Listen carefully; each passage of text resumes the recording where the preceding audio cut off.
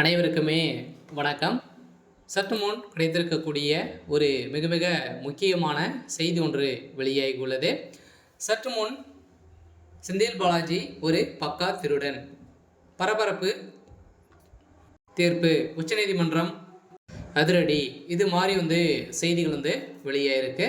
இப்போ பார்த்தீங்கன்னா செந்தில் பாலாஜி அவர்கள் தமிழகத்தில் இல்லாத அமைச்சராக அறிவிக்கப்பட்டது இல்லையா. இப்போ திமுக அமைச்சர்கள் பொறுப்பில் இருந்து திடீர்னு பார்த்தீங்கன்னா இவர் ராஜினாமா செய்து இப்போ இல்லாத அமைச்சராக இருக்கார். இருந்தாலுமே டாஸ்மார்க்கோட நிறுவனத்தில் நடந்த ஒரு மிகப்பெரிய ஊழல் பார்த்தீங்கன்னா நடந்திருக்கு. சொல்ல பார்த்தீங்கன்னா நான் தெரியும் கணக்கில் வராத பணங்கள் மட்டுமே பார்த்தீங்கன்னா 40,000 கோடிக்கு மேலே மெகா ஊழல் நடந்திருக்கு. அமலாக்கத்துறைக்கு கிடைத்த தகவலின் அடிப்படையில் 1000 கோடி இதில் கட்டாயம் இதில் மெகா ஊழல் நடந்திருக்கு அப்படின்றத நிரூபணமாயிருக்கு. இந்த நிலையில் இந்த செந்தில் பாலாஜி மீது பார்த்தீங்கன்னா வழக்கு பதிவு செய்து இப்போ இந்த வழக்கு நிலுவையில் தான் இருக்குது.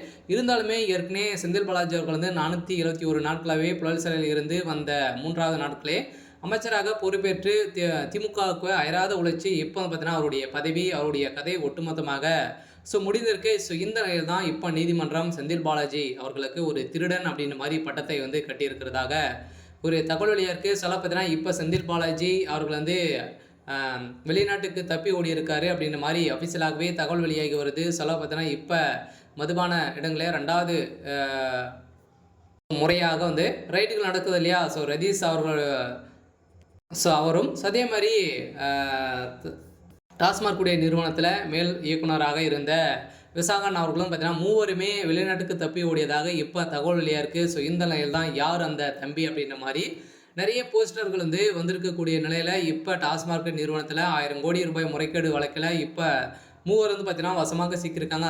மீண்டும் பார்த்தீங்கன்னா 2வது முறையாக மூவருடைய வீட்டில் ரைடுகள் நடந்தது. அதே மாதிரி தொழிலதிபருடைய வீட்டிலும் ரைடுகள் நடந்திருக்கு. இதனால் பார்த்தீங்கன்னா இப்போ ரதீஷ் அதே மாதிரி தயாரிப்பாளர் ஆகாஷ் பாஸ்கரனுடைய வீட்டில் தலைமறைவாகி உள்ளனர் என்ற செய்தி வழியாக இருக்குது. இந்த நிலையில் தான் இந்த ரைடை பொறுத்தளவுக்கு துணை முதலமைச்சர் உதயநிதி ஸ்டாலின் அவர்களுக்கு குறிவைத்து தான் இந்த சோதனை நடந்து வருவதாக இப்போ அபிஷியலாகவே தகவல் வெளியாக இருக்கக்கூடிய நிலையில் தான் இப்போ அதிரடியாக உதயநிதி ஸ்டாலின் அவர்களுக்கு கெச்சு போட்டு இப்போ உதயநிதி கதை ஒட்டுமொத்தமாக முடிய போகுது.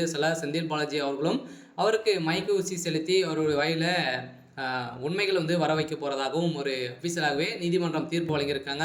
செந்தில் பாலாஜி அவர்கள் ஒரு பக்கா திருடன் அப்படின்ற மாதிரி தான் இப்போ பட்டத்தை கிடைத்திருக்காங்க. இருந்தாலுமே முதல்வர் ஸ்டாலின் அவர்களுக்கு தான் ஒரு மிகப்பெரிய இடியாக விழுந்திருக்கலே. இப்போ திமுகவுடைய தலைமையகமே ஒட்டுமொத்தமாக மாட்டி சிக்கி கொண்டு இருக்கக்கூடிய நிலையில் இப்போ அதிரடியாக செந்தில் பாலாஜி அவருடைய கதை ஒட்டுமொத்தமாக முடிந்திருக்கு. சரி, ஓகே. இன்னைக்கான அப்டேட் பார்த்தீங்கன்னா இதுதான். மறக்காமல் நம்மளுடைய சேனலை சப்ஸ்கிரைப் பண்ணி சப்போர்ட் பண்ணுங்கள். தேங்க்யூ.